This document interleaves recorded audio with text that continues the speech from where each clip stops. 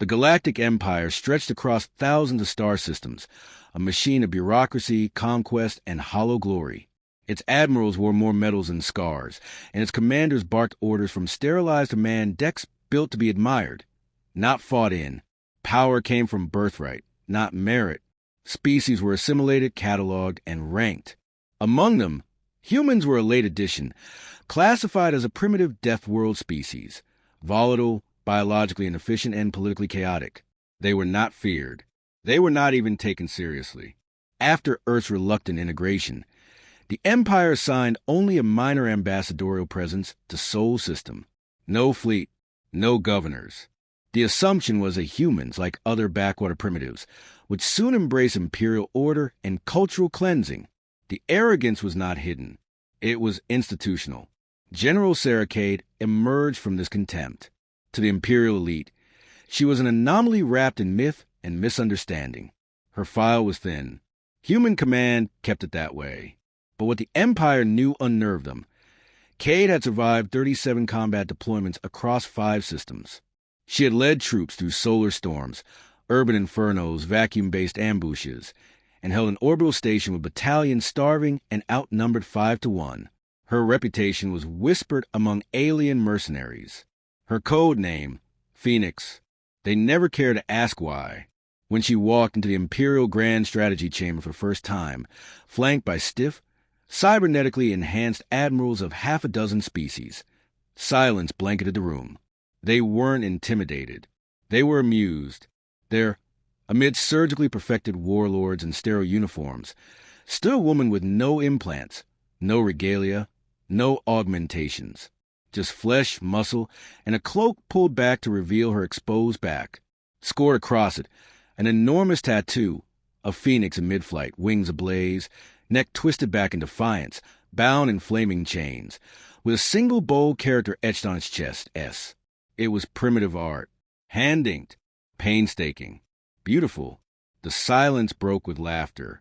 High strategist over the Caltri ascendancy leaned forward, mandibles clicking in amusement. Your kind tattoos paint upon their bodies for pride? Or is this a tribal ritual, perhaps a memory brand? Another admiral chimed in. We brand livestock on Orthac 9. This is no different. Cade said nothing. Her posture was perfect, her face unreadable. Vurex, Imperial Commander of the Tarsus Fringe, a veteran of 20 Empire-sanctioned purges, leaned across the table with a sneer. You wear your scars like decoration. But scars are signs of failure. The Empire teaches that perfection lies in the absence of imperfection. Cade spoke for the first time. Her voice was quiet, but it halted every side conversation in the chamber. You mistake healing for weakness. You mistake endurance for shame. That is why you lose without knowing it. A murmur passed. A few chuckled. Vurex did not. He was already calculating. He had seen human reports. He dismissed them all. The Empire's interest in human affairs reignited when skirmishes broke out along the Centauran Reach. A string of colonies, once deemed pacified, began resisting, not in grand battles, but in vanishing strikes, coordinated blackouts, and brutal counterassaults that destroyed supply depots and disabled communication arrays with surgical precision. The fingerprints matched one commander, Cade, but that wasn't possible. She had never been stationed in the Reach. Until now, the Empire authorized Operation Radiance to stamp out the resistance and send a message to the fledgling humans: obedience or extinction. Vurex was given full tactical authority. His fleet of 17 warships, for planetary siege platforms, and over 60,000 ground troops began Phase 1, full-spectrum suppression. What he found instead were ghosts. Imperial patrols vanished. Convoys drifted dead in space.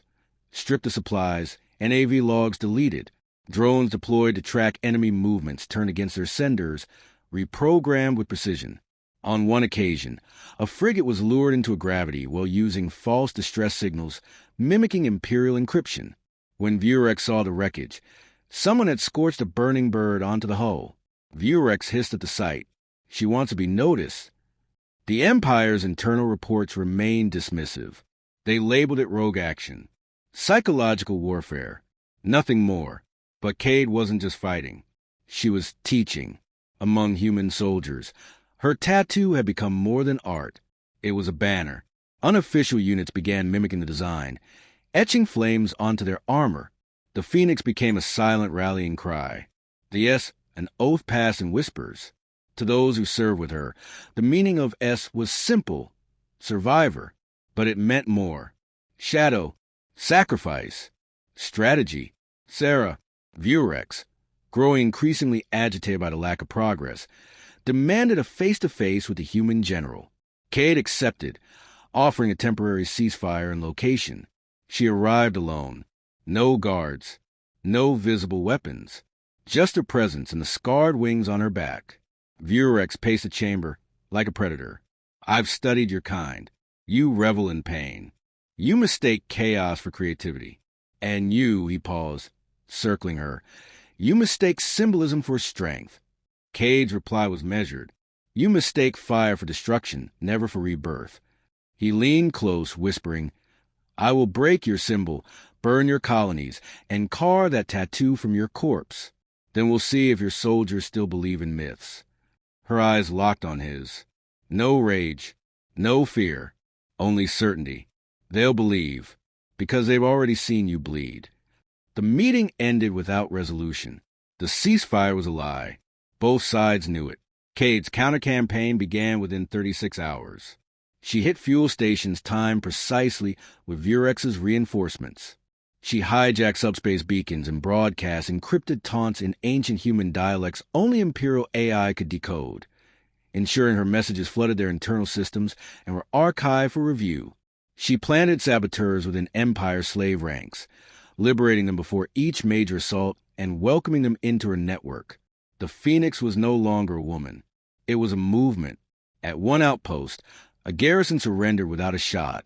The soldiers refused to fight a force they believed was fire incarnate. Still, Empire Command denied the scope. They censored reports, reframed losses as strategic repositioning.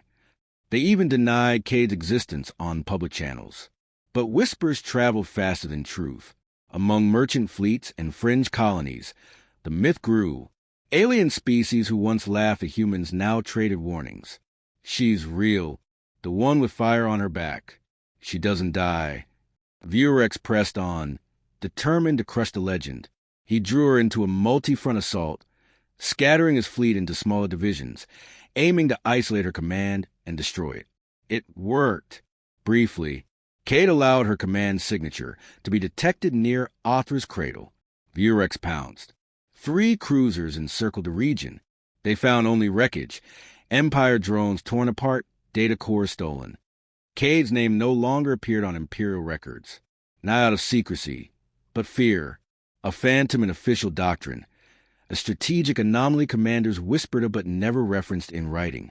Her symbol, once dismissed as meaningless ink, was now considered a psychological warfare trigger. Any soldier found wearing a flame insignia or mimicking the Phoenix design faced immediate expulsion. Some were executed. None of it worked. The rebellion spread, not with declarations or revolutions, but coordinated, deliberate disobedience. A mining colony would suddenly stop transmitting. A logistics relay would vanish. Long-range scanners picked up false signals, flares of the S-crest and nebula clouds, manipulated by drones modified beyond Imperial engineering standards. What had started as defiance evolved into infection. The Empire restructured command for the Reach. The oversight was passed to Lord Admiral Phyrexian, known for his brutality and zero-tolerance methods. His species, the Rador, had ruled the Trionic expanse for 3 centuries before being folded into the Empire. His rise had been paved with sieges and skulls. His war doctrine was elegant. No survivors, no symbols. He demanded immediate results. His first move was decisive. He ordered the firebombing of 4 suspected rebel-aligned colonies. The operations were swift, targeting atmospheric processors and rendering the settlements uninhabitable. No prisoners. No distinction between loyalist or insurgent. What Phyrexian failed to anticipate was that none of the colonies contained active cells. Cade had relocated every operative weeks earlier. She had studied him, anticipated the play. She leaked false communiques to Empire channels, painting those colonies as resistance hubs. Now, entire planetary populations believed Threxian had slaughtered civilians. That perception was irreversible. Cade responded with surgical retribution.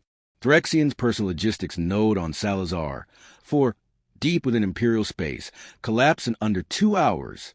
Cade's teams rerouted internal maintenance drones to sabotage the infrastructure. Cargo haulers were redirected via manipulated navigation signals, crashing into one another. Entire supply manifests evaporated. More chilling was a message found carved manually into the side of Threxian's personal command carrier. I am not chaos. I am calculation. By the time Imperial analysts decoded the message, half a dozen more assets across 3 sectors suffered synchronized failure. Threxian initiated a new strategy: information strangulation. He ordered all inter-system communications encrypted under a modified protocol, preventing Cade's team from coordinating. No ship was permitted to launch without full clearance. Every command node was required to undergo biometric verification to eliminate infiltrators. The flaw in the system wasn't the technology. It was the people. Threxian didn't understand that every Imperial protocol he introduced required blind trust in subordinate officers. And Cade understood people better than any Imperial AI. She didn't hack the network. She compromised the operators. Bribes, blackmail, mercy, ideology. One officer at a time. A whisper here, a favor there. She made compliance easier than resistance. When Threxian initiated Operation Cleave, a full-scale sweep of the inner rebel network, half his own command chain had already been turned. The operation collapsed on day 1. 10 fleet movements were redirected into ambushes. 3 internal courier fleets disappeared. A fuel processing station overloaded and detonated just before resupply reached it. And always, somewhere in the wreckage, her mark appeared. The Phoenix aflame, the lone letter S untouched by the fire. Threxian grew paranoid. He purged officers. He executed suspected sympathizers in public. Entire battalions were rotated randomly to prevent collusion. The cost was discipline. Coordination broke. Morale plummeted. In contrast, Cade's forces moved like water. Never stationed, never static. Each unit operated on mission trees she had designed personally.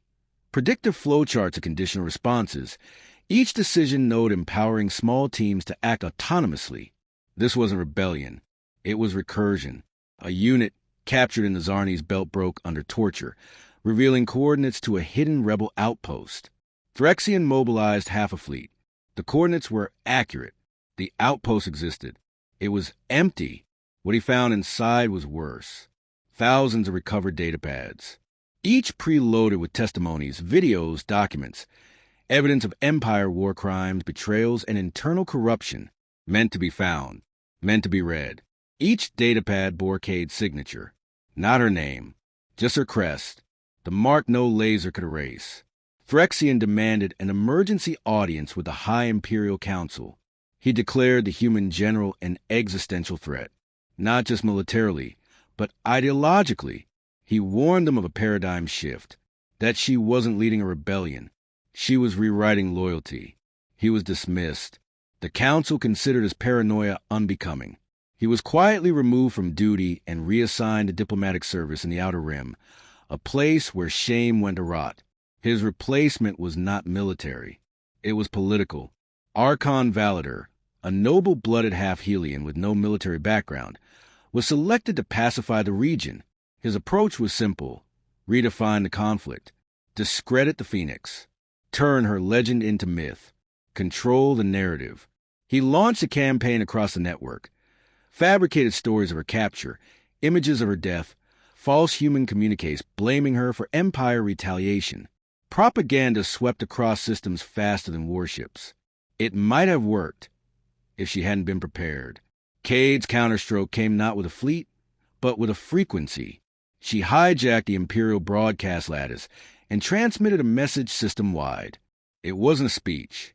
It was a recording. Archon Validar, before his appointment, engaging in bribes, trade violations, and political assassination. Every system, every node, every public channel. 30 seconds later, The feed cut to black. Then came the image, her tattoo. Full frame. No words. Just flame and ink. Within hours, riots spread in 13 sectors. Validor was executed by his own guards before Empire forces could respond. The Council lost control. At this stage, Cade made her most audacious move. She reached out to the Empire directly, not with threats, but with terms. She offered ceasefire, autonomy for human colonies, no revenge, no expansion, a border, a peace. She sent a single phrase with the message, "This end before I burn your throne." The Council didn't respond. They sent a super dreadnought instead. The Imperator's will. The Empire's most powerful warship, flanked by 2 fleets, capable of glassing a planet in hours. It never reached its destination. Cade's team, using a network of captured Imperial engineers and defectors, triggered a false emergency transmission from a critical Empire colony near a dying star. The Dreadnought, obeying primary protocols, diverted course to investigate. Inside the star's corona, they triggered a cascading gravitic reaction. The Dreadnought was pulled into its own mass shadow and torn apart. It was not a weapon that killed it. It was physics, weaponized by human ingenuity.